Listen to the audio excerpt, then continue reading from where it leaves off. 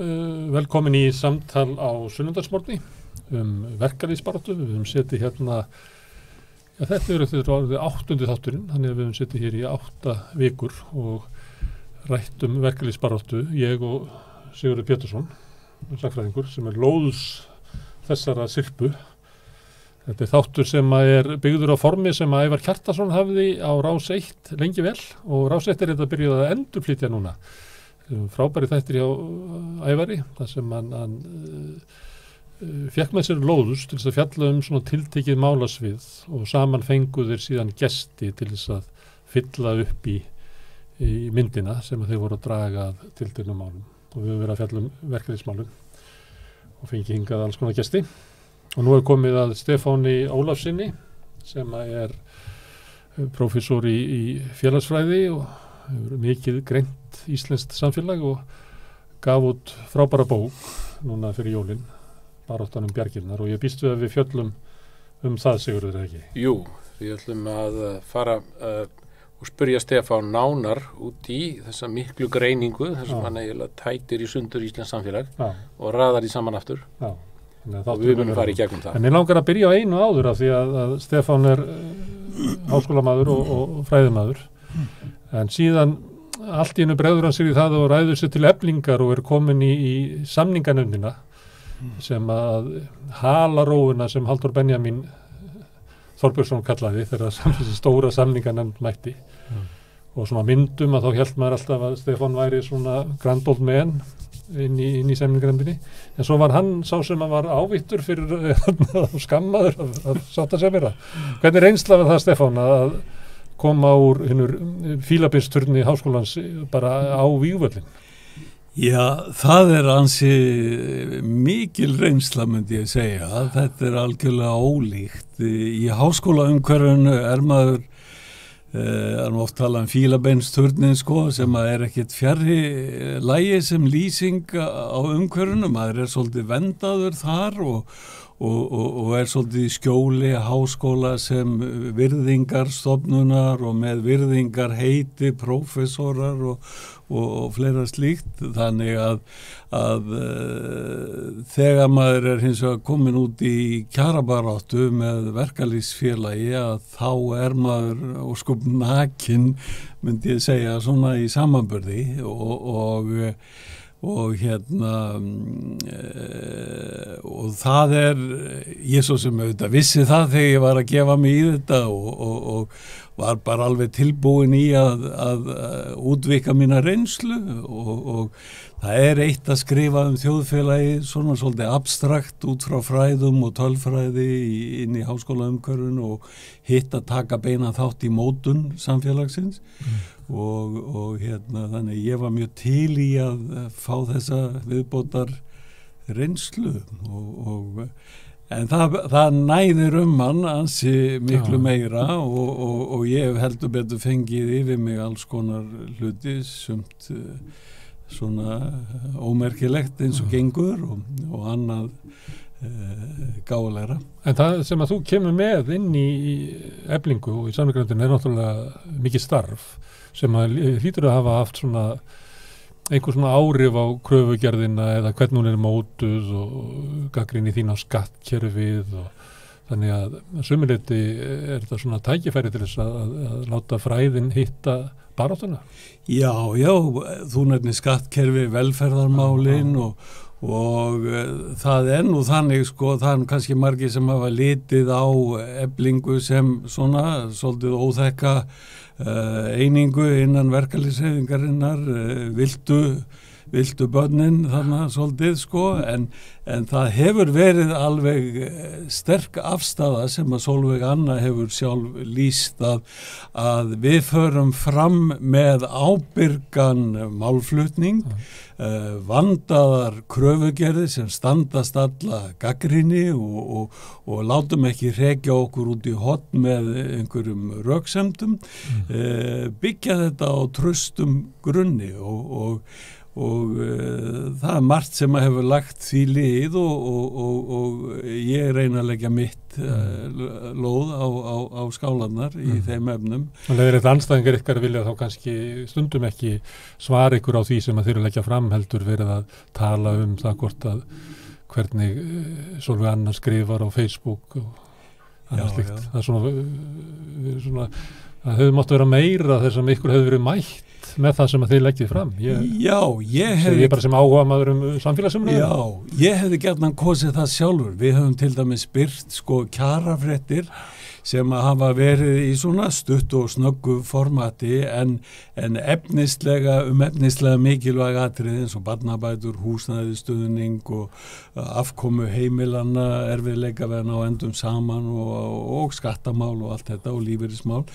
Ég hefði kosið að þessi atriði, þetta efni hefði fengið miklu meiri viðtökur og þess vegna gagnrýni og þá hefðu við geta haft frjóa skapandi umræðu en það oft þannig að finnst mér að þeir sem að verja óbreytta ástandið að þeir bara sigla framhjá svona og ignorera þetta og þeir hafa oft sterka fjölmiðlastöðu líka og þannig að mér finnst það auðvitað að boðskapur Eflingar og vegferð hennar hefur ekkit návoða mikið í gegnum fjölmiðla. Það eru alls konar aukaatriðamál sem að fljúga hæst í allir slíkri umfjöllun. Þannig að það hefði mátt vera miklu betra, miklu efnislega, málefnalegra. Það mikið þagnarvald í samfélaginu, slökka svona. En Sigurður, nú ert þú með manúlinn að viðtalinu þetta fyrir fram að þig. Hvernig ætlar að leiða okkur í gegnum þetta á skömmu tíma? Hér komin nýja biblían okkar, kannski þeirra sem að hugsa þjóðfélagsmál, félagsfræði og sagnfræði og það þessi mikla bók Stefáns Ólafssonar, Baráttan bjargirnar, sem að lýsir þjóðfélagi Íslands á 20. öldinni. Þú trefin þessar bókar í? Algjörlega, ég fjall algjörlega fyrir. Það bara sama í hvaða kafla maður ber niður. Þetta eins og ljósgeisli inn í umræðuna, allstaðar. Og ég mæli með henni sterklega við alla þá sem að hér hlusta á okkur. Snefilega áhuga á samfélaginu. Já, en það höfum við svo sem minnst á þessa bók í viðtölum núna við nokkra góða fræðimenn og komið tími til að Stefán komi hér sjálfur og segja okkur aðeins meira og nánar frá. Gaman að fá því hérna, Stefán. Já, ég finn nú bara alveg hjá mér við. Þú átt þetta allt skilið og þó meira væri. En það er mjög spennandi að þá að ræða við þig nokkra hluti í þessu. Þú tekur náttúrulega fyrir þarna mjög stórt efni og þetta mjög víð bók. Það samanburður við erlend ríki, OECD-ríkin, önnur þróunarlönd, það er nánast tekin þjóðfélagsþróunin á Íslandi frá því að kapitalisminn heldur hér innreið sína aldamóti 1900. En ef við svona bindum okkur kannski frekar við þróunina eftir 1940 og förum svo í nokkra þætti í framhaldi af því að þá svona ein af niðurstöðum sem að þú leiðir fram í stórum kafla það tímabil 1940 til 1990 þróun velferðarkerfisins að þá kemur einmitt verkalýðshreyfingin inn sem mótunar aðili á Íslandi miklu fremur heldur en stjórnmálaflokkar sem að tengdust verkalýðshreyfingunni. Ástæðan að hluta til sú að Sjálfstæðisflokkurinn og Framsóknarflokkurinn höfðu yfirburðastöðu og stjórnuðu hér eða höfðu leiðandi fórust í öllum ríkisstjórnum og þú segir að þá hafið verkalýðshreyfingin þurft að taka að sér ákveðið hlutverk sem kannski verkamannaflokkar, sósíaldemókratíski flokkar höfðu í mörgum öðrum löndum. Er þetta rétt hjá mér að greina þetta svona? Já, vissulega og það sem að náttúrulega umræðir það að á hinum Norðurlöndunum og það gerist á millistríðsárunum eða kreppuárum 4. áratugarins að þá þróast stjórnmálin þannig að jafnaðarmannaflokkarnir, verkamannaflokkarnir, vinstriflokkarnir verða stærstu stjórnmálaflokkarnir í hverju hinna Norðurlandana og frá þeim tíma lang oftast í ríkisstjórn, leiðandi í ríkisstjórn og höfðu þar að leiðandi heilmikil áhrif, pólitísk áhrif til að móta þjóðfélagið. Jafnaðarmannaflokkarnir á hinum Norðurlöndunum voru reyndar tengdir verkalýðshreyfingunni líka, það var þetta sama módel og var sett á stofn hér á Íslandi 1916 þegar Alþýðuflokkurinn stofnaður og Alþýðusambandið sem sitt hvor vængurinn á hreyfingu verkafólks sem var langstærsta stéttin í þjóðfélaginu þá, langfjölmennasta og þannig að upp úr þessari sterku valdastöðu vinstri flokka og verkalýðshreyfingar á hinum Norðurlöndunum að þá sprettur þeir taka nú fyrst þessa afstöðu að fara eins konar millivega á milli ríkissósialismans í Sovjetkerfinu og vestræns kapitalisma sem þeir kölluðu millileið sem að reyndist svo vera ekki hvað síst leið velferðaríkisins sem að kemur þá meira fram á eftirstríðsárunum og upp úr þessu sprettur það sem að þekkt náttúrulega í heiminum sem norræna velferðaríkið, norræna velferðarlíkanið sem að hefur sérstöðu og hefur haft það alveg frá svona áberandi frá 1970 og hefur að vísu aðeins látið á sjá í seinni tíð.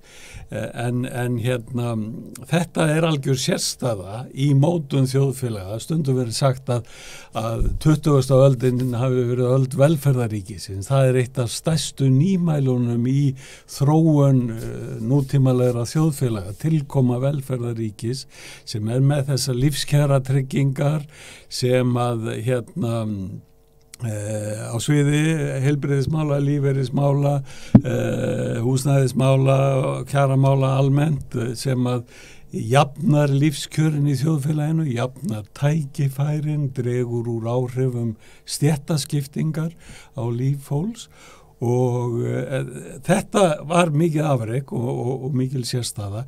Á Íslandi var önnur sérstaða sem var svo að vinstri stjórnmálaöflin klofnuðu meira snemma og náðu aldrei þeim yfirbörðum sem að Framsóknarflokkurinn og svo Sjálfstæðisflokkurinn höfðu á þingi og í setu í ríkisstjórnum. Þannig að hér voru vinstri áhrif munminni en þá naut Ísland þess að hafa þá þegar á millistríðsárunum komið sér upp sterkri verkalýðshreyfingu á vinnumarkaði sem að gat að mörgu leyti bætt fyrir þennan veikleika á stjórnmálasviðinu og þannig, ég hef nú stundum sagt að þannig að ef Ísland hefði ekki notið sterkrar verkalýðshreyfingar þá væri velferðarkerfi nútímans miklu líkara bandaríska velferðarkerfinu og ójöfnuðurinn miklu meiri sem að því myndi nema.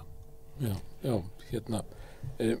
nú hefur náttúrulega gengið á ýmsu með velferðarþjóðfélagið og við getum sagt til dæmis að Ísland hafi verið einhvers staðar á milli Norðurlandana og Bretlands að sumu leyti og þú þekkir nú vel til líka í Bretlandi þar sem að var nú svolítið svipa kerfi að þar að segja að verkalýðshreyfingin og verkamannaflokkurinn breski voru nátengt og náðu þetta miklum árangri og svipuðum tíma og við erum að tala um hér en samt eru ólíkir þættir líka að því leyti erum við ekki að sumu leyti líkari þjóðfélögunum á Norðurlöndunum.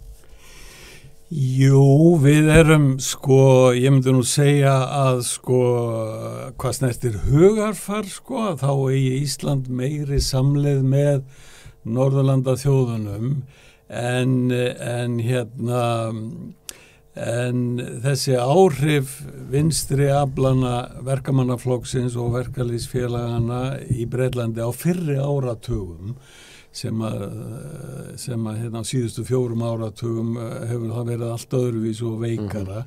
En þeir náðu þó heilmiklum árangri þar og en samt ekki því sama og hinar Norðurlandaþjóðirnar. Ef við myndum bera sama velferðarkerfin eins og þau voru í Bretlandi 1980 og hinum Norðurlandunum, að þá var Bretland klálega eftirbátum og líka með miklu hærra hlutfall af fátækum í samfélaginu heldur en hinar Norðurlandaþjóðirnar.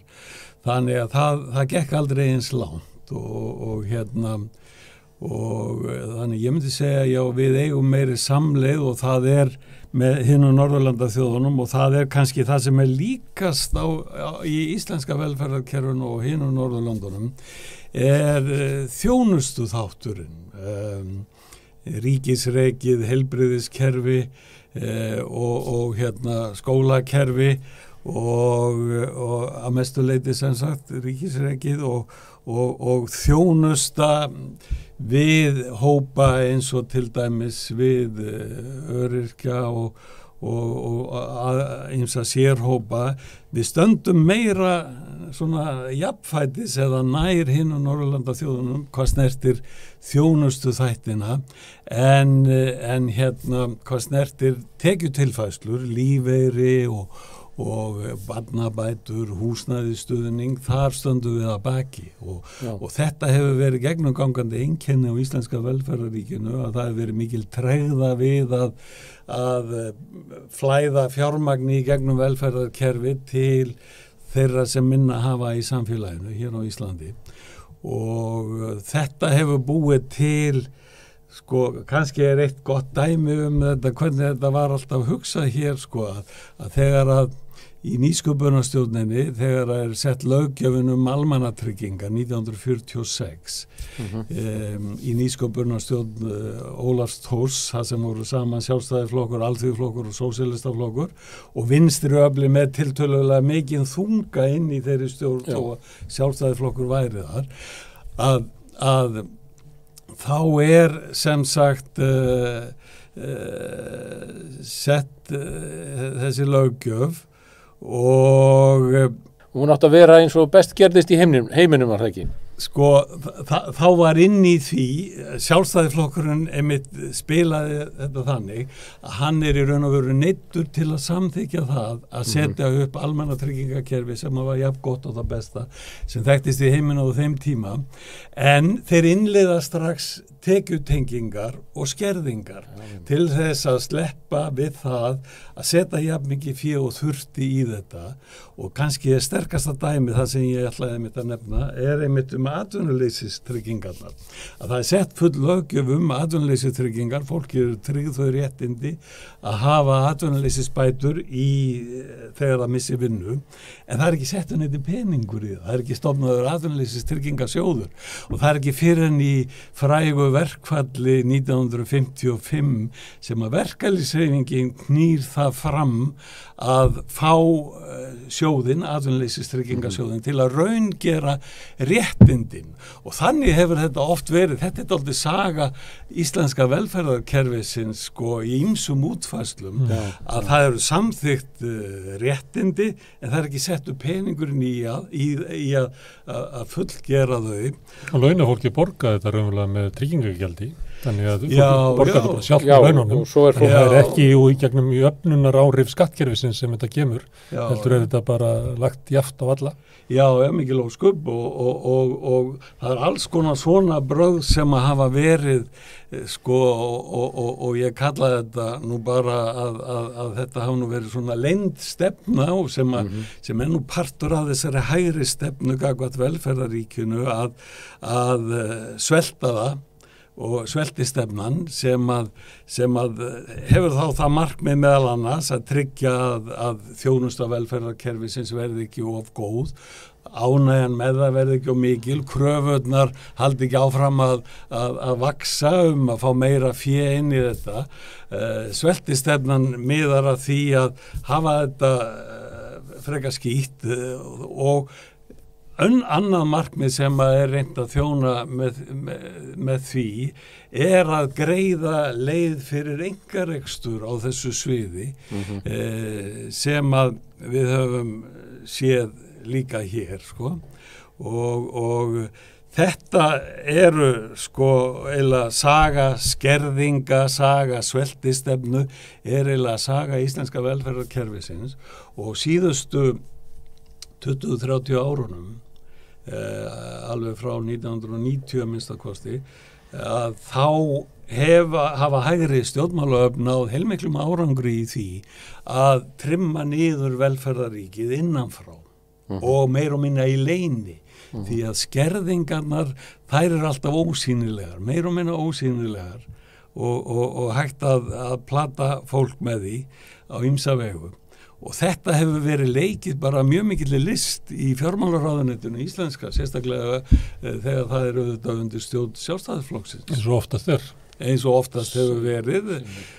Hvað er það ekki 25 af síðustu 30 árum sem að þeir hafa farið með völd þar. Það er að segja alltaf svona innan skekkjumarka. Já, það er svo fókjart. Það er bara Steingrímur Jóð og Sjálfstæðismenn. Steingrímur Jóð og Sjálfstæðismenn og einn viðreisnarmaður í 1 ár. Já, svona 1 ár undantekningi. Já, tæplega ár með þessi.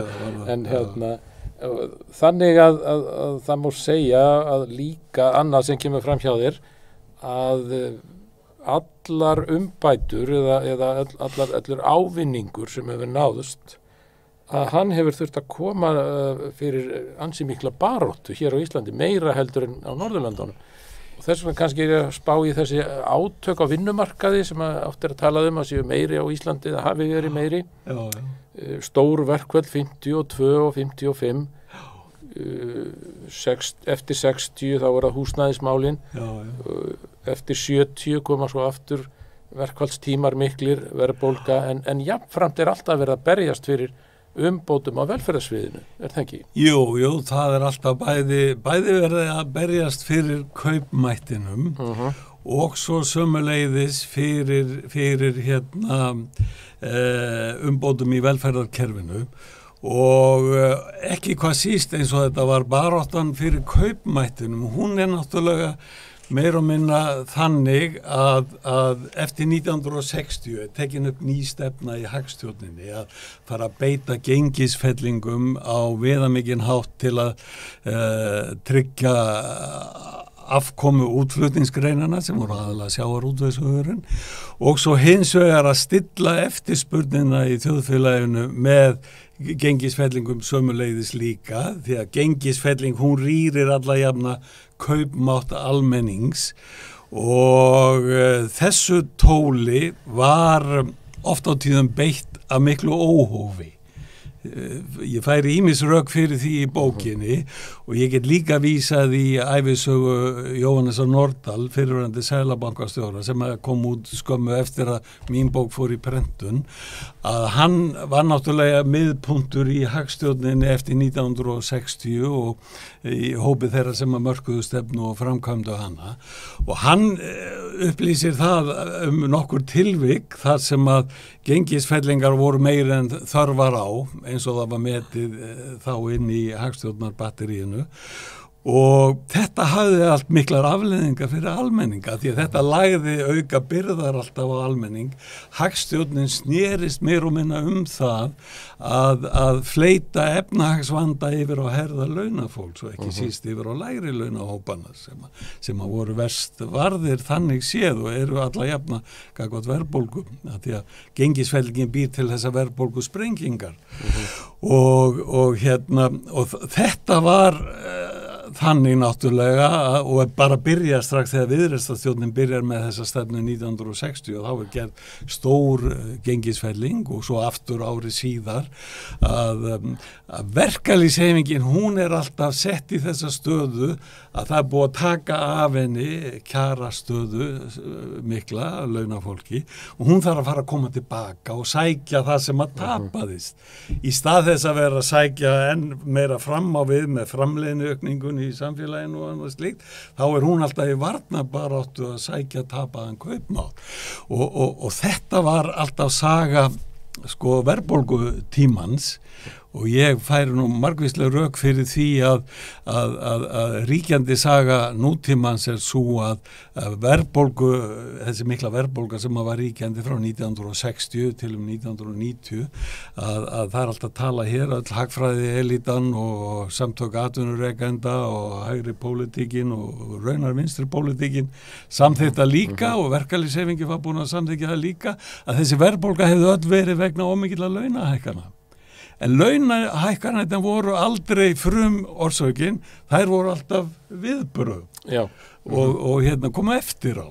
Þannig að þessi saga öll, hún saga mikilla baráttu og það tókst að auka kaupmátt á þessum áratugum með harðri baráttu, hörðum verkvöllum, stundum voru allsherra verkvöll alltaf því annað hvert ár og þetta skilaði miklum árangri og sem að menn hafa reyndar gleymt og hort framhjá en baráttanum velferðaríki aldrei sama marki brenn að það alltaf hægt að koma einhverjum brögðum tökum bara þegar að félagslega húsnæðiskerfið aflagt 1999 sem að var hinn versta ákvörðun fyrir það markmið að sjá fyrir húsnæðisþörf launafólks í landinu. Síðan hafa þau mál öll verið í ólestri. Verkalýðshreyfingin byrjar svo 2016 að fara að krafsa inn að fá óhagnaðardrifið leigufélag og Bjarg og sem að hefur byggt 300 eitthvað íbúður á ári sem bara dropi í haf þarfarinnar að þetta svona dæmi að það hægt að keyra menn langt aftur og bak frá því sem áður hafði áunnist og svo þarf menn að vera að berjast harða baráttu og við erum enn í algjörum ólestri með þessi húsnæðismál og bara hvernig sem áður litið, alveg ótrúleg fara að saga. Komnir langt aftur og bak í raun og veru, mörg skref. Já. Og þetta einmitt athyglisvert sem að þú leiðir vel fram í bókinni og það er þetta með verðbólguna og launahækkanirnar og eftir þjóðarsáttina að þá var svona eins og allir viðurkenndu það að vandinn hefði verið sá að það voru launin fyrst og svo kom verðbólgan. En þú sýnir fram á að þetta hafi verið akkurat öfugt.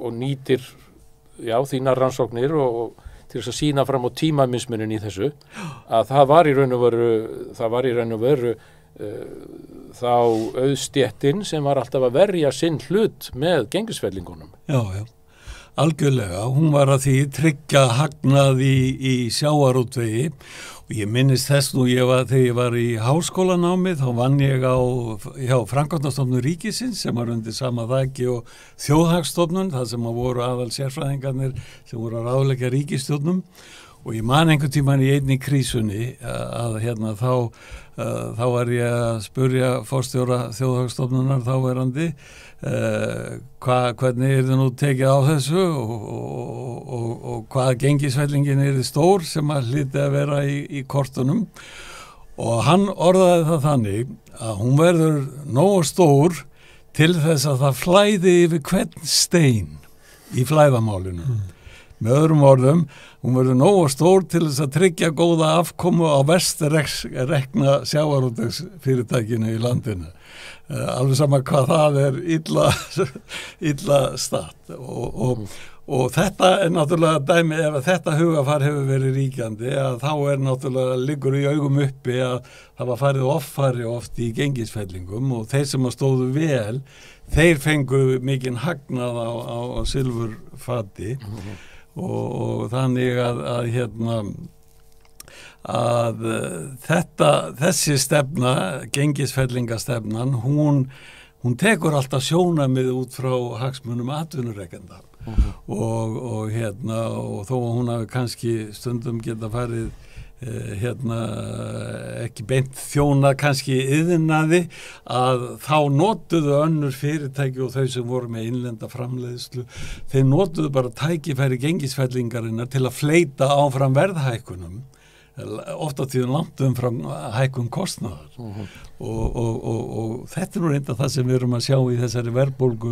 Ég ætla að segja það einmitt, þetta nú svona hlutur sem að við getum spekla okkur í núna í dag. Þetta heitir hagnaðardrifin verðbólga í dag. Einmitt, það sem að fyrirtækin fara offari, við sjáum þetta er bara alveg mjög gagnsætt í tilfelli olíufélagana sem að ef að þau hefðu látið hækkun olíu og bensíns fara upp með heimsmarkaðsverðinu eftir að stríði í Úkraínu skall á og látið það svo koma niður aftur að þá væri bensínlítrinn 270 og eitthvað krónur en í kringu 320 býst ég við.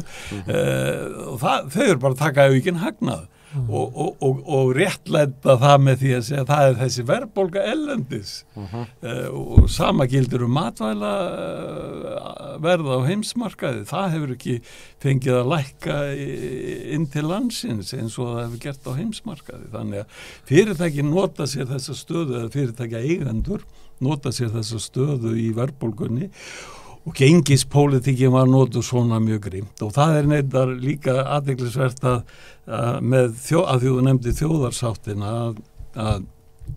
að menn þakka það að verkalýðshreyfingin hafi tekið sönsum.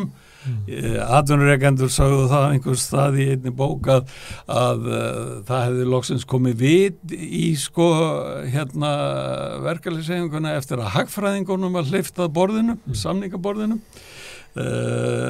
Hagfræðingar hagfræðin á mörguleyti formuð út frá sjónarhóli atvinnurekenda og fjárfesta og þó hún taki á öðru líka en það allt og oft sem að hún og hennar talsmenn og hennar verkfæri nýtast meira atvinnurekendum í sinni hagsmunabaráttu heldur en launafólki almennt.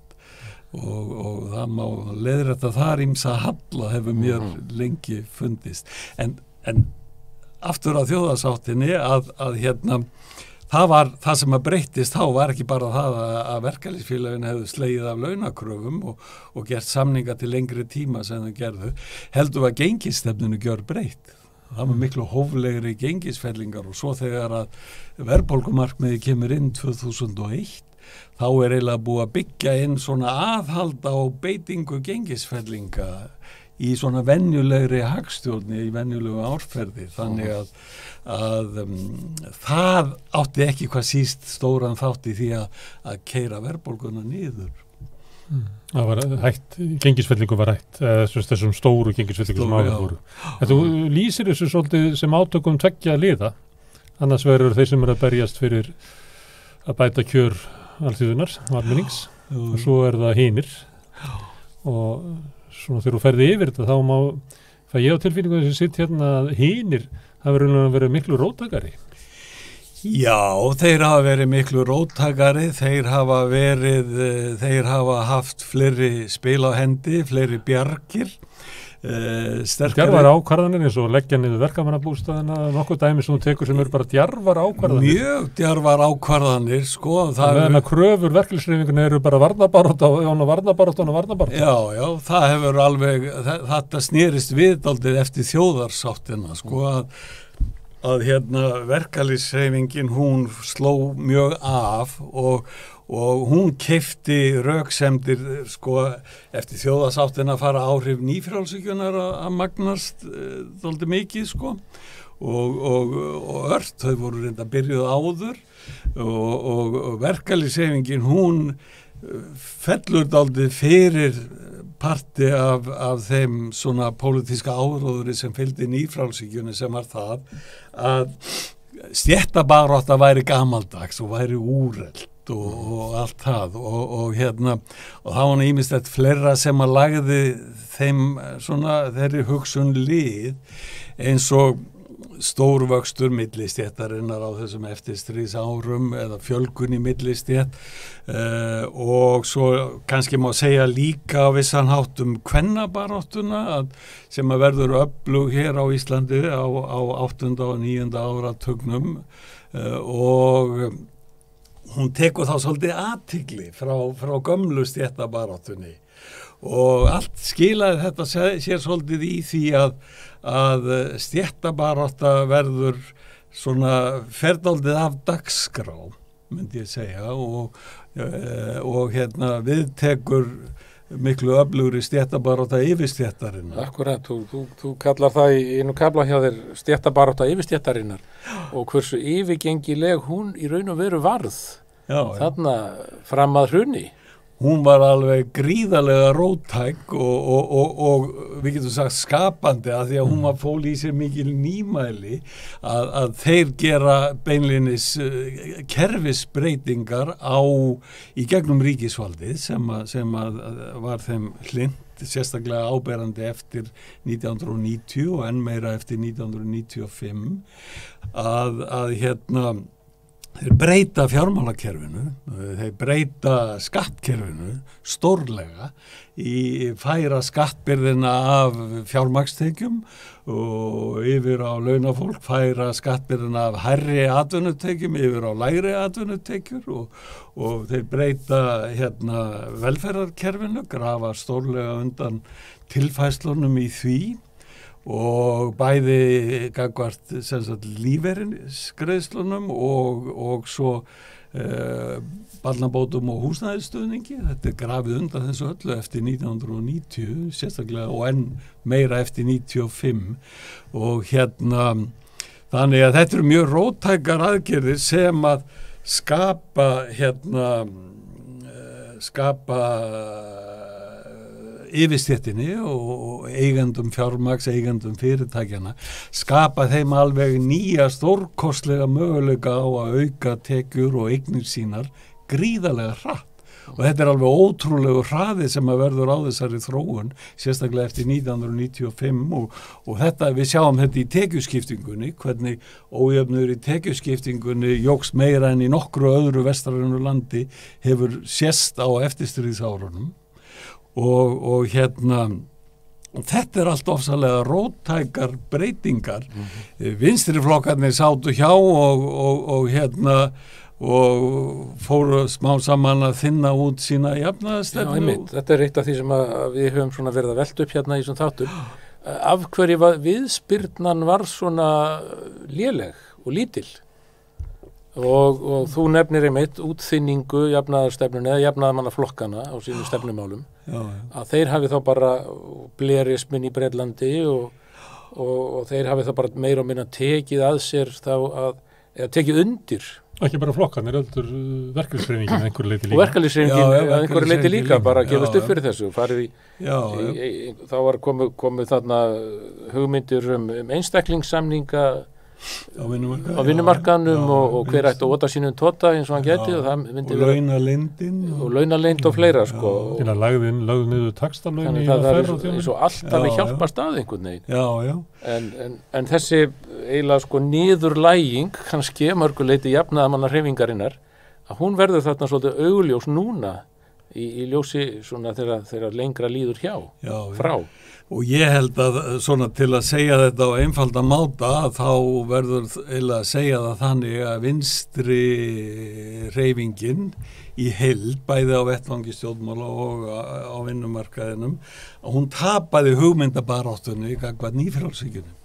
Og það var kannski ekkit sérstakt fyrir Ísland, nýfrjálshyggjan hún lagði hinn vestræna heim og kannski heiminn allan undir sig á þessum tíma með að mörgu leyti rökum sem að virtust vera mjög sterk hagfræðileg rök og þetta var stutt aldrei mikið af megin þorra hagfræði elitunar í heiminum, megin ströms hagfræði, hún lagði þessu beinlínis í lið og sem var hansi öflugt að því að hagfræðingar eru nú þeir sá hluti félagsvísindana sem að hafa verið áhrifamestir í stjórnmálum allstaðar í heiminum.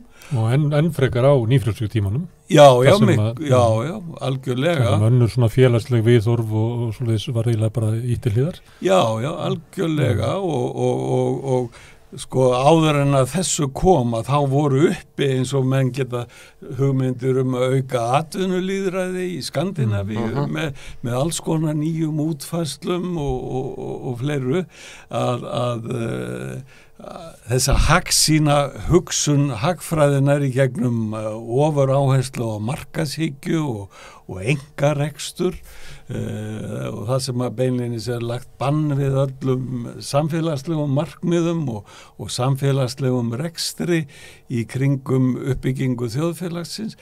Þetta var sögulegur sigur sem að við erum að sjá afleiðingarnar af í dag. Og alþjóðavæðingin lagði þessu lið á sinnhátt líka því að alþjóðavæðingin þegar að hún að ágerast með auknu frelsi til viðskipta á milli landa þá þetta í grunninn fyrst og fremst aukin markaðsvæðing milliríkjaviðskipta og fjármagnsviðskipta ekki síst og uppbygging þessa alþjóðlega fjármálamarkaðar sem að síðan sá geiri atvinnulífsins sem að getur nýtt sér upplýsingatæknina miklu hraðar og meira heldur en flestir aðrir geirar í samfélaginu. Þannig að það leggst allt í lið eða á áratnar með þessari nýfrjálshyggju hugmyndafræði og þeirri þjóðfélagsskipan sem að hún predikar og vinnur í átt að og þetta var allt mjög hlutdrægt á þann veg frá stéttar sjónarhólnum séð að þetta þjónaði allt fyrst og fremst hagsmunum yfirstéttarina, þeirra allra ríkustu, þeirra tekjuhæstu og fjárfestana og eigenda fyrirtækjana. Og skammu tíma verður eiginlega til svo trú að einir auðug og fjármagnir sé einar hreyfiaflið í samfélaginu sem skiptir máli. Það eiginlega þeirri einir sem að geta búið til gott samfélag og hlutur verkalýðshreyfingarinn og launafólks verður eiginlega bara eiginlega ekkert í mótun samfélagsins. Það eiginlega engin, það verða engin auðavið og ekkert verður tilnemi gegnum fjármagn. Já, einhver frumkvölar með fjármagn sem að munu vinnuaflið væri orðið algjört aukaðatriði. Já, og líka hugmyndin það að almenningur eða eitthvað skapað í gegnum líðræðið eiginlega víkja og það eða félagslega lausnir. Frumkvölar með fjármagn sem að munu færa okkur nýja Jerúsalem.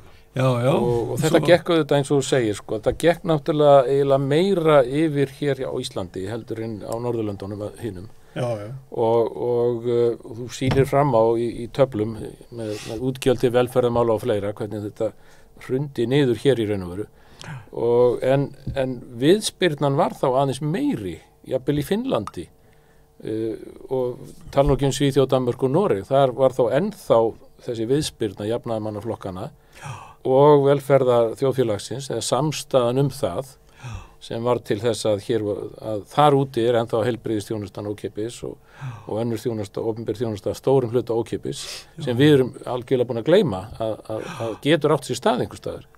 Þegar við förum til læknis eða fáum aðra þjónustu í hóinu opinbera þá vorum við alltaf að borga pluss skattan okkar sem eru ekkert síðri heldur en í öðrum stöðum.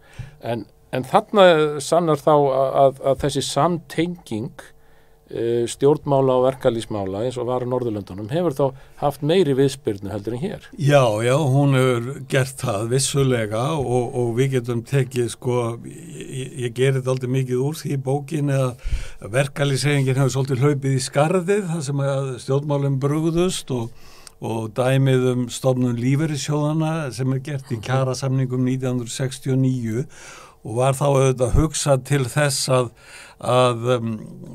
bæta hækka lífeyri þeirra sem að komast þá eftir launaárin og bæta kjör lífeyrisþega umfram það sem áður var. Þróunin í þessu og þarna var ástæðan og tilefni sem þótti vera til að gera þetta var það að meðal ellilífeyri 1970 hann var eitthvað 17% af meðal verkamannalaunum svona fáránlega lágur þannig að auðvitað var þetta markmið að hækka það svo munaði en svo þegar við horfum núna 40 ár tilbaka 50 ár tilbaka að þá niðurstaðan dálítið mikið svo að lífeyrissjóðirnir þeir hafa orðið til þess að losa ríkið út úr greiðslu ellilífeyris og í stað þess, þannig að svona 3/4 af því sem að lífeyrissjóðirnir skila rennur til ríkisins, annars er ég að spara þeim útgjöld í almannatryggingum með skerðingum og hins vegar svona 4/4, 20-25% í tekjuskatt. Þannig að það er bara 25% af því sem að fólk fær út úr lífeyrissjóðunum fer akkurat í að bæta kjör þeirra. Og þetta er sko algjör umsnúningur á því sem að markmiði umræðinu 1969-70 Já, þetta átt að vera hrein viðbót og það hefði kannski mátt hugsa sér sko eftir að lífeyrissjóðirnir væru fannir að skila öllum góðum lífeyri að þá mætti draga úr því hvað almannatrygginga væru að setja í hærri millistéttina og þar fyrir ofan. Nei, það var bara að byrja að skerða fólk við lágmarkslaun sko fyrir neðan lágmarkslaun stundum. Þannig að þetta er náttúrulega algjör umsnúningur á því sem markmiðin voru og þetta gildir fleira. Við töluðum félagslega húsnæðiskerfi áðan og allt hefur þetta gerst með klækjabröðum, vil ég segja, sem að hefur verið ótrúlega auðvelt að komast upp með og náð bara mjög miklum árangri, menn sjá það núna hvernig sko innviðirnir í heilbrigðiskerfinu, í lífeyriskerfinu, annað eins og í vegakerfinu, menn fara út í þetta mikla nýmæli að gera ferðaþjónustu að risavaksinni atvinnugrein hér, þriðju eða jafnvel annarri stoðinni undir efnahagslífinu og það er bara látið eins og að það sé hægt að flytja inn hér 20.000 vinnandi fólki til að vinna við þetta og það þurfi ekkert að sjá fyrir það er konar 2 milljónir túrista á vegina til viðbótar við það sem áður var og það er látið eins og það þurfi ekkert ekstra átak í félagsbyggingu samfélagsins til að geta átt við þetta allt saman. Ekki eins og að hýsa sko fólki sem kemur hingað til þess að vinna. Já, og þetta er svo ótrúleg hugsun að maður bara fer að kryfja þetta niður og svo enda þetta allt sem vandamál lágtekjufólks á Íslandi sem að sko eins og ég heyrði í síðasta þætti hjá okkur að þið bentuð á það að helmingur af félagsmönnum Eflingar sem er þetta stærsta félag verkafólks á höfuðborgarsvæðinu og í landinu að helmingur útlendingar og stór hluti þeirra hefur ekki einu svona kosningarleið. Þeir eru ekki fræðilega möguleika engar bjargir til þess að reyna að bæta hagsinn í gegnum stjórnmálavettvanginn. Þannig að við erum að mörguleiti komin í þá stöðu núna sem að var bara á fyrir hluta 20. aldar þegar að fátakari hluti þjóðarinnar hafði ekki kosningarleið. Já, við erum bara komin að upphæfinu. Við erum dálítið komið þangað. Pröfað að fara 50-70 ára aftur í tíman og segja við fólki sem stóð í verkvöldu þá að árið 2023 var í helmingurinn af verkalínum í Reykjavík ekki með kosningarétt. Já, hugsið. Það myndi engi trúa þér. Já, ég held að mjög margir átti sig ekki á þessu einu sinni í dag, sko, en þetta er svolítið svona dæmigert það hvaða rosalega djúpstæðar breytingar hafa orðið á þjóðfélaginu. Hvað eru raunverulega róttakar, sko? Mjög róttakar breytingar. Og öll félagsleg hugsun í hálfgerðum lamasessi og menn mæna upp í nasirnar og auðmunum eins og Elon Musk sko eins og þetta sé einhverjir sprelli gósar auðmanna í Ameríkum muni bjarga mannkyninu sko en þeir eru mestu skaðvaldarnir sko að það vantar alveg að almenningur vakni og fari að laga hlutina eins og hentar almenningi. Það er eiginlega það sem vantar. Nú er náttúrulega fyrst að spyrja hvernig vekum maður almenning. Þetta er náttúrulega þetta er svo erfið þraut að það er varla hægt að bera hann á borð. En hvernig vekum maður almenning? Já, það sko við ramman reip að draga vegna þess að sko þeir sem að hafa náð þessu mikla árangri, þeir hafa mesta fjölmiðlavaldið, mesta áhrifavaldið af öllum toga, eins og svolítið reynt að útlista í bókinni í hverju yfirburði þeirra liggja.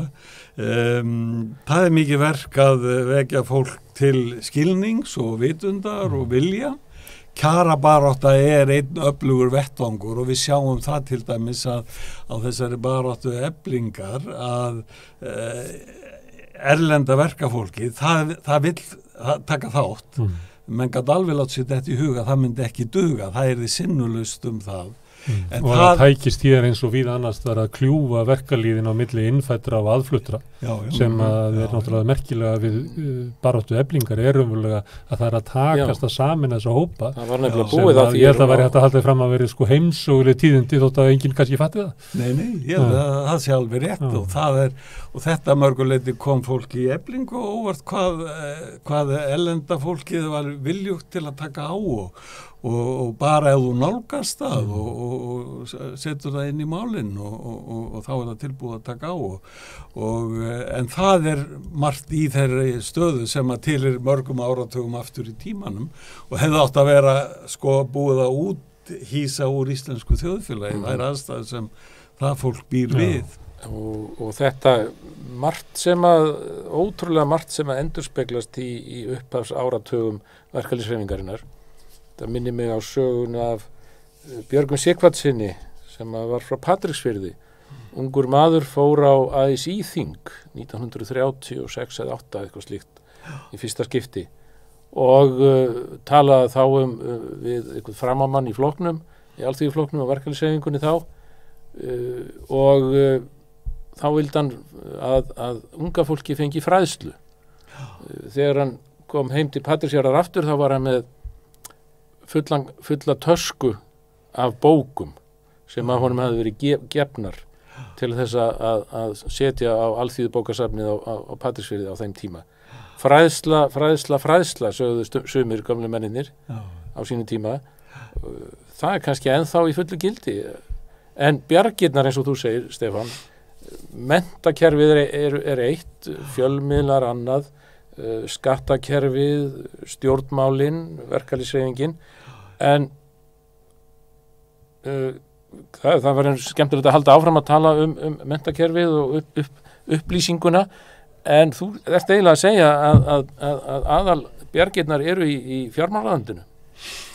Já, miklar bjargir eru þar, mjög miklar bjargir eru þar og menn eru þar að nota, það mjög á djarfanhátt finnst mér, sko, bæði að það skulle vera hægt að einkavæða banka gegn miklu meirihluta vilja almennings bara ætti að vera umhugsunarefni, sko.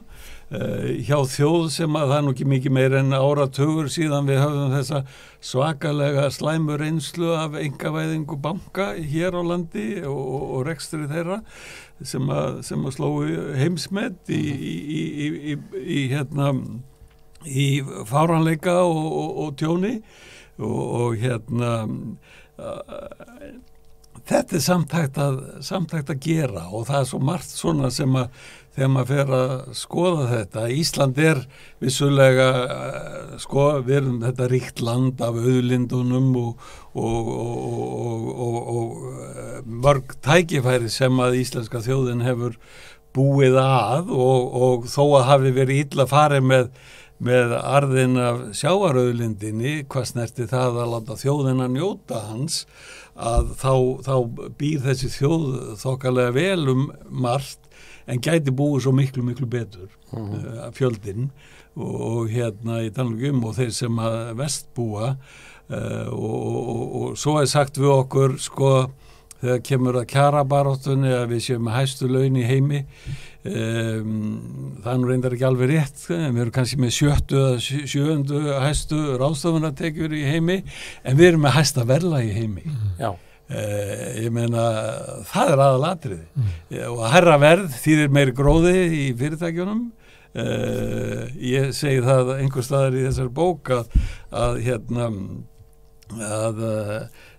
verðhækkanir eru kjarabarátta fyrirtækjaeigenda og það það bara annar leið til að segja það sem að þið nefndu hér áðan hagnaðardrifna verðbólgu sko. Þetta allt í kringum okkur, valda misvægið býr til efnahagsvanda samtímans og svo honum fleytt yfir á þá sem eru saklausir sem oft láglauna fólkið. Já, og þeir skammar í leiðinni fyrir verðbólguna. Já, og svo þegar eins og þú segir sko, fjármálaráðuneytið séu kannski miðjan í þessu öllu saman sem að framkvæma og taka alls konar ákvarðanir en þá líka spurningin þá voru við aftur komin að upplýsingunni fjölmiðlarnir við státuðum lengi vel af ríkisútvarpinu sem óháðum fjölmiðli þar sem að raddir voru mjög sterkar raddir, bæði kannski til hægri og vinstri eða sérstaklega á miðjunni. Það virðist vera eins og það hafi breyst núna á síðustu áratugum, plús það að við erum ekki lengur með málsvara verkalýðshreyfingar eða vinstri stefnun einstæðar, nema hér á þessum stað. Og þetta ótrúlega mikil breyting líka. Og hugmyndin á baku við samstöðuna náttúrulega sem að sko Stefán var að segja þegar Alþýðusambandið var stofnað og Alþýðuflokkurinn þá var það fyrsta sem menn gerðu var að stofna Alþýðublaðið. Því það náttúrulega ekki hægt að heyja verkalýðsbaráttu eða sósíalíska baráttu á heimavelli hinna. Það bara, þú gerir ekki byltingu inn í Kastljósi eða Silfri Egils, það bara ekki boðið upp á það. Og þannig var náttúrulega staða verkalýðsins upphafi aldarinnar að það bjó í veröld auðvaldsins og það þurfti að byggja sér upp Alþýðublaðið og það þurfti að byggja sér Alþýðuhús til þess að geta bara haldið fund eða skemmt. Alþýðubakari. Já, annars það var í litið niður á það og svo byggja Alþýðubrauðgerðina og það var náttúrulega menn að rækta eins og komið þar fram í þáttunum okkar að þá voru menn að rækta bara kartöflur og annað slíkt. En hugmyndin á bakvið samstöðun náttúrulega bara tengd niður broti almennar umræðu og fjölmiðlunar þar sem að sko þeir sem að drógu vildu varpa fram með sjónarhóttni hinn að vessettu þeir miðlar hafa bara horfið. Það bara þannig.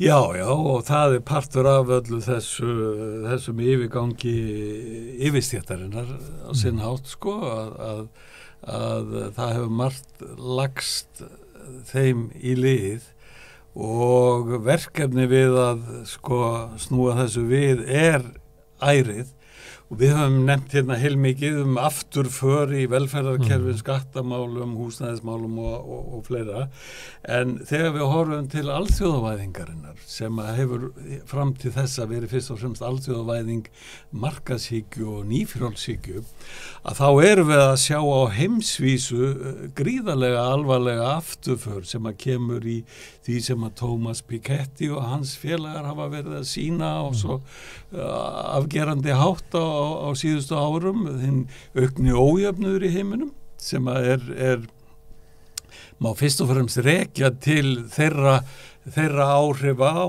alþjóðamarkaði og inn í einstökum hagkerfum og stjórnmálakerfum þjóðríkjanna og það ekki bara þessi ójöfnuður heldur erum við að sjá líka ráðningakjör á vinnumörkuðum fara mjög aftur og staða launafólks þannig á marga vegu sko aftur í tíman og réttindi og samningsstaða sem að vannst upp á áratuga baráttu hefur tekið mikil bakföll á þeim vettvangi og svo erum við að sjá í tengslum við ójöfnuðin þá erum við að sjá vaxandi auðræði, aukin stjórnmálaáhrif auðmanna, stóreignafólks það tala meila ólíkarkisma sem einkenni á stjórnmálum svo til allra landa nú orðið. Já.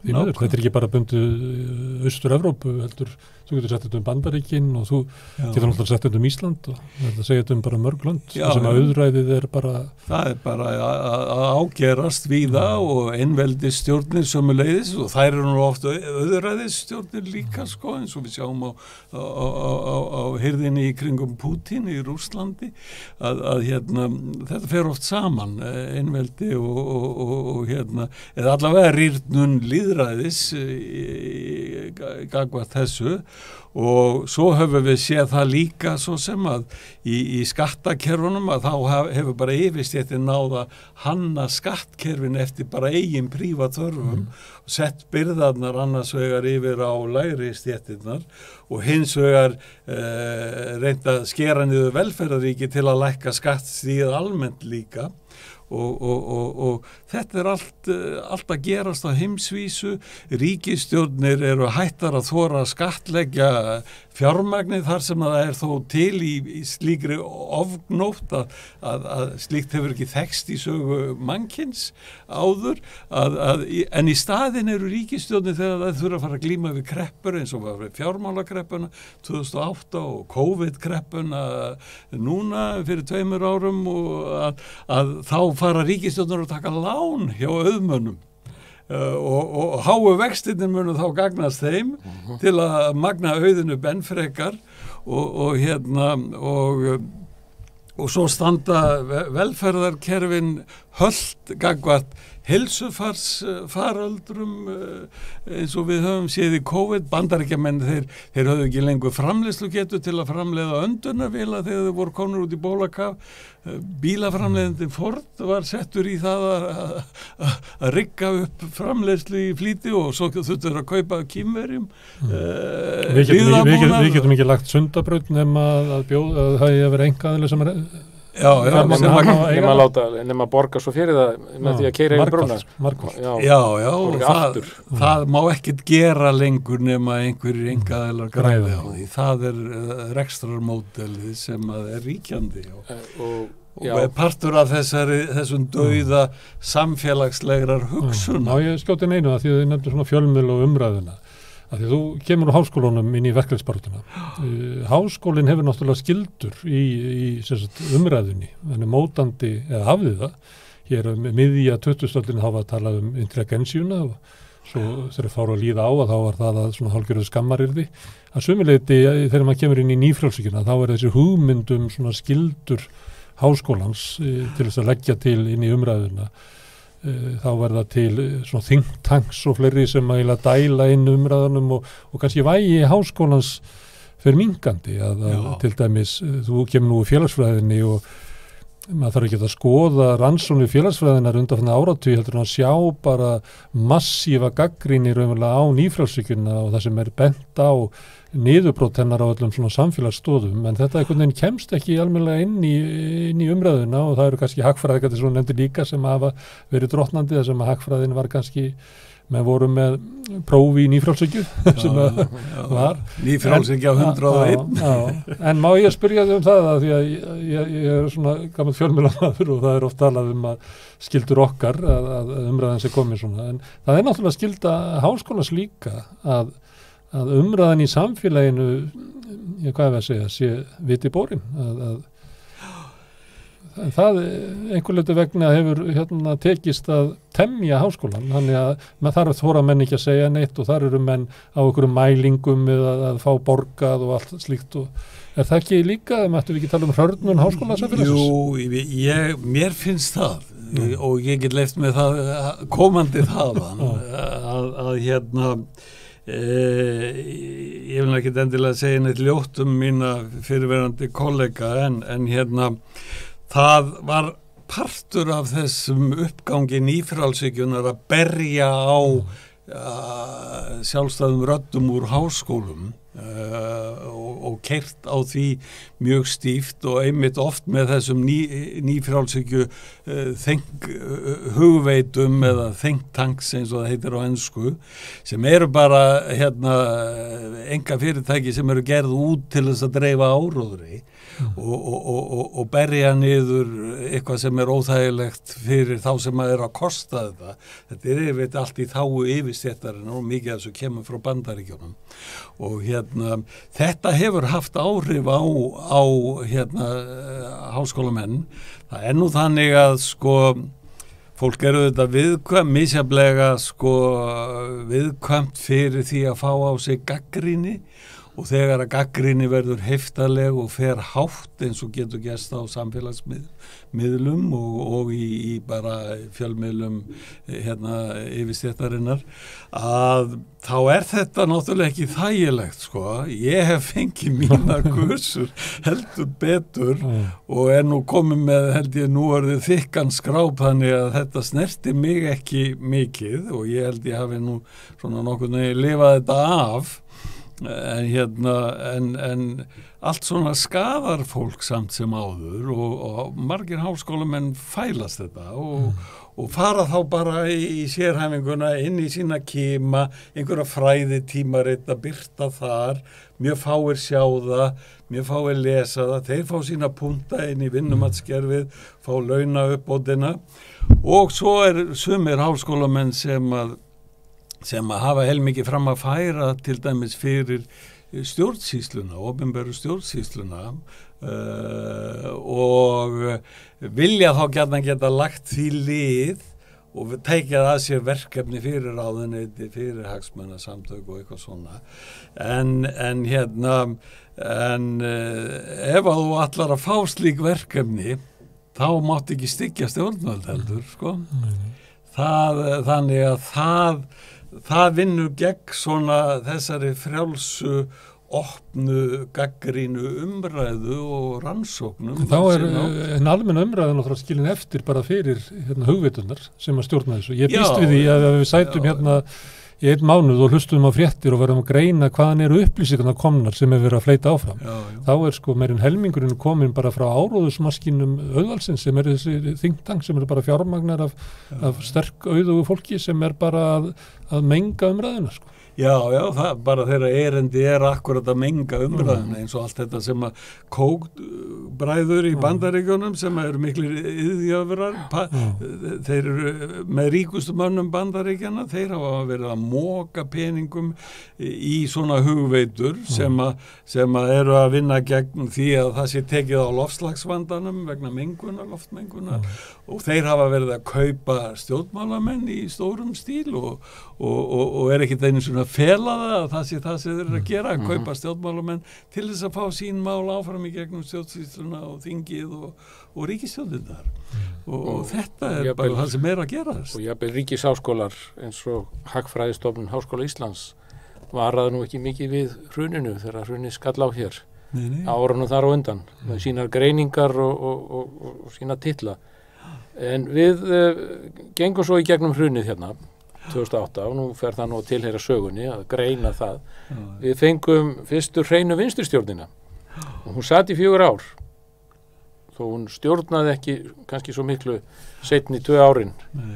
En okkur tókst ekki að einhvern veginn að leggja nýjan grunn eins og ætlunin var í samfélagið.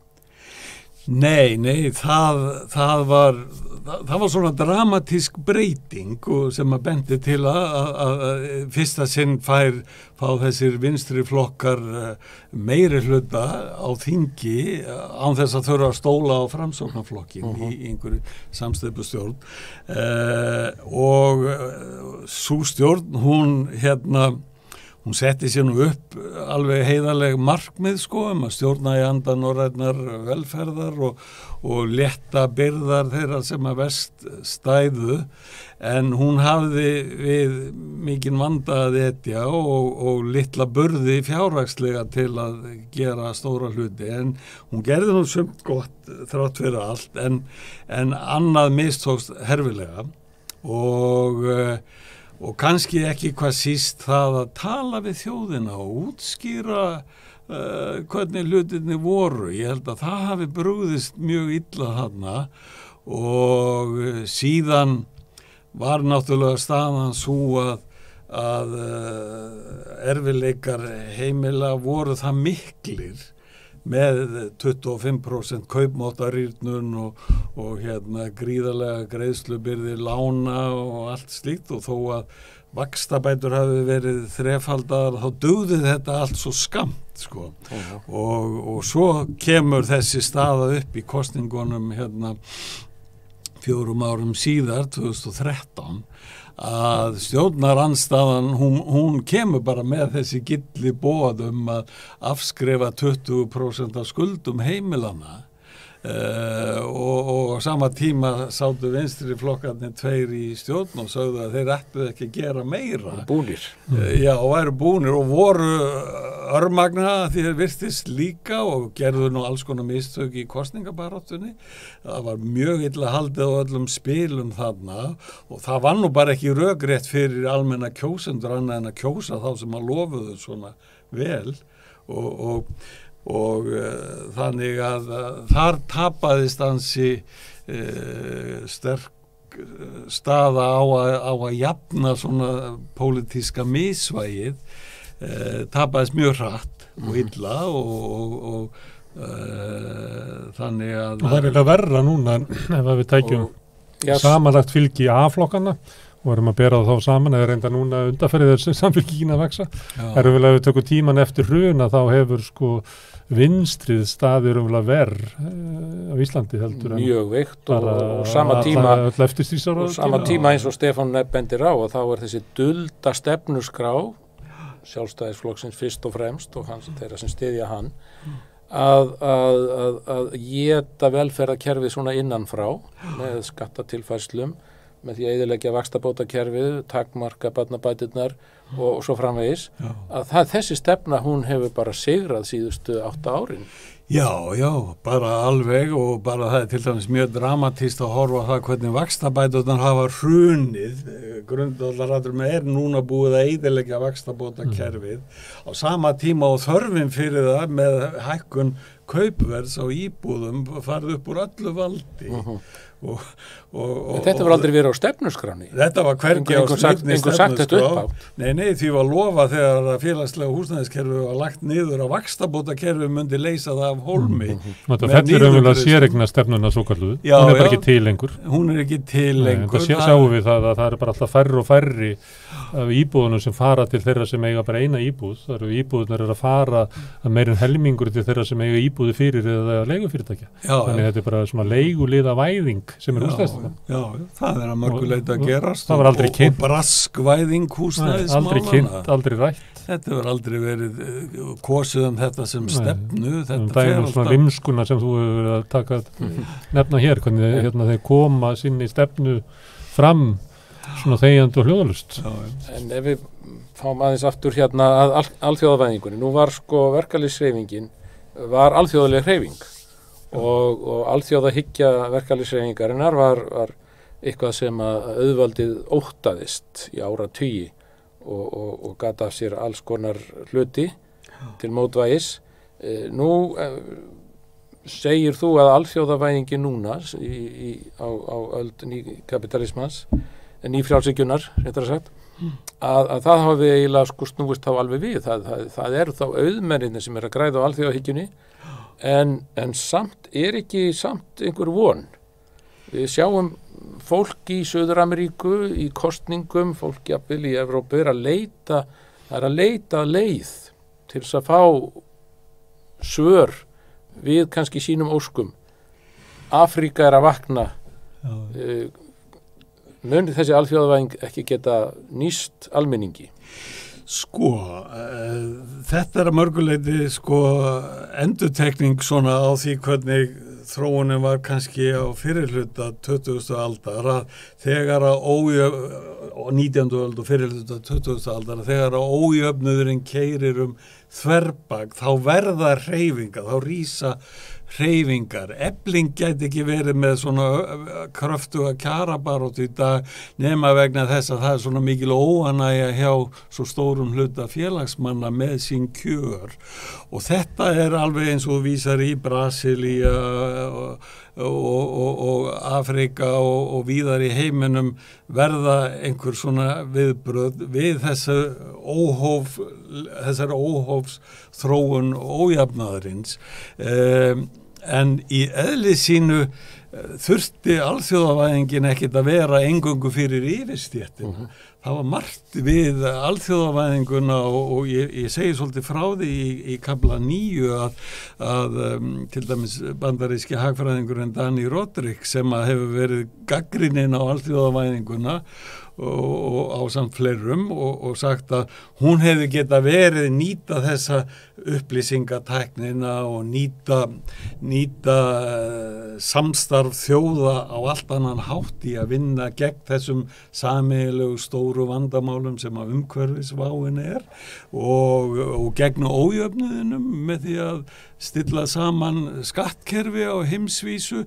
Við sleftum öllu lausu á heimsmarkaðinum þar sem að eru í raun og veru engin heimsstjórnvöld til þess að stilla af fjármagnsflæðið, stilla af spillinguna í kringum skattaskjólin eða að tryggja það á einhvern hátt eins og var hægt að gera í þjóðríkjónum innan blandaða hagkerfisins að stjórnvöld gátu verið að vinna að því að bæta almannahag en ekki bara að láta þá fjársterkustu villidýrin í skóginum éta allt fyrir sjálfa sig og þetta eiginlega hinn stóra harmsaga alþjóðavæðingarinnar. Það er svo margt sem að gæti verið svo frábært í kringum alþjóðavæðingu að nýta tengsl milli þjóða, tengsl og viðskipti á netinu og ýmislegt bara af öllum toga, félagsleg samskipti og fleira, að nýta þetta til að byggja upp samfélögum allan heim í þágu fjöldans, í þágu almennings en ekki bara í þágu fámennrar yfirstéttar og það er útkoma alþjóðavæðingarinnar því miður og ég er ekkert svartsýnn á að þessu verði hægt að breyta en það er þungur róður, það skal enginn verkast í vafa það. Og þannig erum við kannski með allan heiminn undir og svo getum við smækkað það niður í baráttu eflingar núna og komið aftur að henni kannski.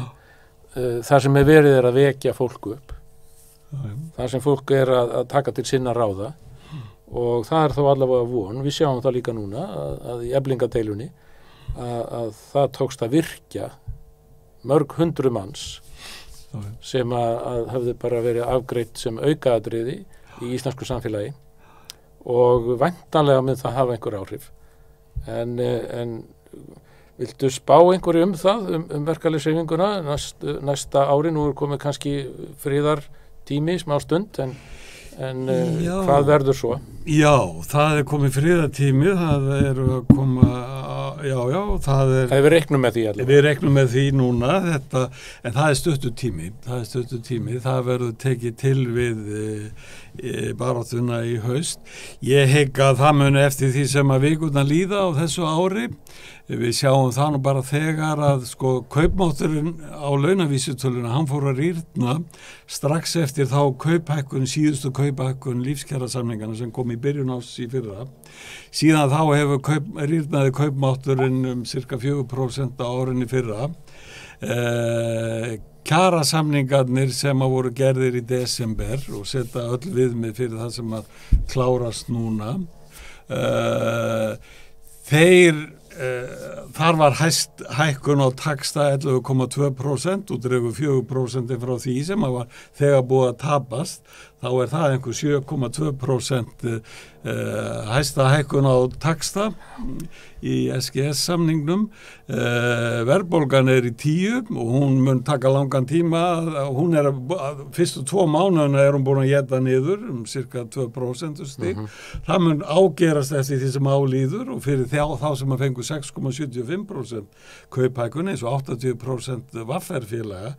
Þetta fólk mun byggja upp óanægi eftir því sem líður á árið og ég hygg að það verði góðu grundvöllur fyrir víðtækari samstöðu í kjarasamningum í haust eða jólatíman og þá verði hægt að ná einhverjum viðlíka árangri bæði gagnvart því að auka kaupmátt launafólks og eins gagnvart því að fá fram alvöru umbætur á bæði skattkerfinu og velferðarkerfinu. Það verða gerðar án efa stórar kröfur á ríkisvaldið í þeirri atriðinu ef að svo samstaða sem að ég sé í kortunum, ef að hún næra blómstra og þá verður hægt að gera heilmikið. Ég hef góða trú á því. Það vorar í haust, Sigurður. Ég trú á því. Viltu enda þar? Þú vilt þetta enda á jákvæðu? Já, ég held að þetta sé góður punktur til þess að ljúka þessu góða spjalli. Já. Herðu, það eru 2 þættir allavega eftir hjá okkur. Við erum búin að vera að tala við fólk sem að hefur þekkingu á verkalýðshreyfingunni og það var vel við hæfi að Stefán kæmi þarna á milli vegna þess að í næstu 2 þáttum þá ætlum við að tala við konur sem eru í verkalýðsbaráttu, vinna við það og í forysturhreyfingar. Já, eru vakandi og sofandi því. Það er Sonja Ýr Þorbergsdóttir kemur næst til okkar sem er formaður BSB og svo Sólveig Anna Jónsdóttir sem er formaður Eflingar. En Stefán er svona mitt á milli, hann er að hálfu leyti fræðimaður og hálfu leyti þáttakandi í baráttunni, þannig að vel við hæfi hann kæmi og tengdi brúin þarna á milli. Hann er brúin þarna á milli.